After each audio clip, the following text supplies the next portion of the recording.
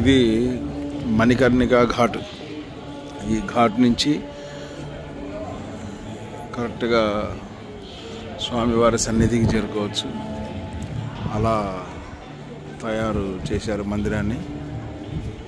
పూర్వము ఇవన్నీ చిన్న చిన్న సందులు గొంతులు, అన్నిట్లో చిన్న చిన్న ఇళ్ళు, చిన్న చిన్న చిరు వ్యాపార సంస్థలు అన్నీ ఉండేవి. అలాంటివన్నీ తీసేసి చూడండి ఎంత అద్భుతంగా చేసింది.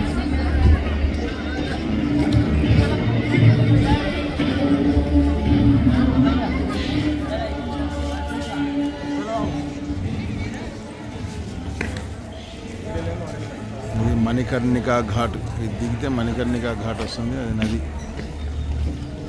చూసారుగా ఎంత సుందరంగా ఉందో వాతావరణం. దట్ ఈజ్ నరేంద్ర మోదీ, యోగి ఆదిత్యానంద్ గారు. వీరి పుణ్యమే కాశీ మరో అద్భుతమైన కట్టడం తయారైందంటే వాళ్ళ పుణ్యమే. చూడండి ఎంత దివ్యంగా ఉందో మందిరాలు.